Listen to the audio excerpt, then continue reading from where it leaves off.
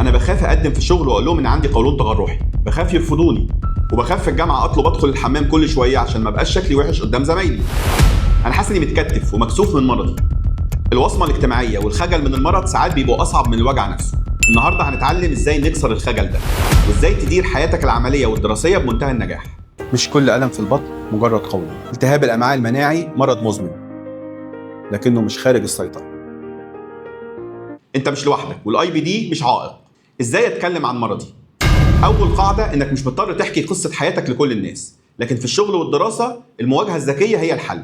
بدل ما تقول انا عيان وتعبان، قول انا عندي حاله صحيه مزمنه بس مستقره، بس احيانا محتاج تسهيلات بسيطه زي القرب من الحمام او مرونه في المواعيد. لما يتقدم الموضوع كده كحاله طبيه بتتدار، الناس بتحترم ده وبتتعاون معاك. في المدرسه والجامعه حقك القانوني والانساني. لاهالي الطلاب والمراهقين لازم المدرسه تكون عارفه مريض الاي بي دي محتاج كارت اخضر لدخول الحمام في اي وقت، ومحتاج تفهم وقت الامتحانات لو حصلت نوبه مفاجاه. ده حقك الانساني والمنطقي. حقك في تسهيل بسيط. التنسيق مع الاداره بيشيل ضغط نفسي رهيب على الطلاب، وبيخليه يركز في مذاكرته بدل ما يركز هلحق الحمام ولا لا. في الشغل الانتاجيه مش بالخروج من الحمام. في الشغل المدير بيهمه انتاجك. طول ما انت مسيطر على مرضك شغلك هيبقى احسن وانتاجك هيزيد. انت موظف كفء طالما بتعمل شغلك بكفاءه. خلي معاك دايما شنطه طوارئ emergency kit. دي فيها غيار واحتياجاتك الاساسيه. مهم قوي تحط فيها مناديل، معقم، غيار خفيف، كيس صغير عشان لو حصل اي حاجه لا قدر الله وانت بره البيت.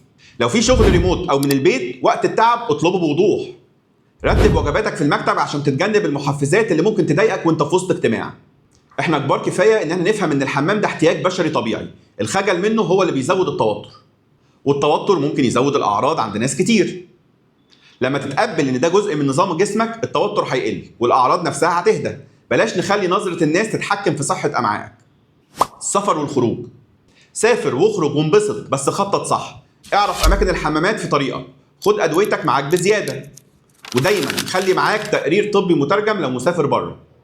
المرض مش سجن، انت اللي بتحدد مساحه حريتك. الاي بي دي هو مجرد صاحب غلس ملازمك، لكنه هو مش هيحدد اختياراتك. انت تقدر تكون مدير ناجح، مهندس شاطر، او طالب متفوق، وحتى دكتور. ثقتك في نفسك هي اول خطوه في العلاج.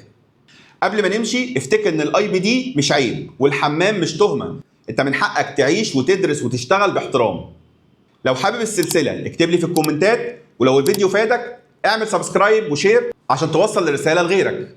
في مدرسه التهاب الامعاء انت اللي بتسوق حياتك مش المرض. لو استفدت من حصه النهارده اشترك معانا وشاركها مع غيرك. زكاة العلم تبليغه ودمتم سالمين.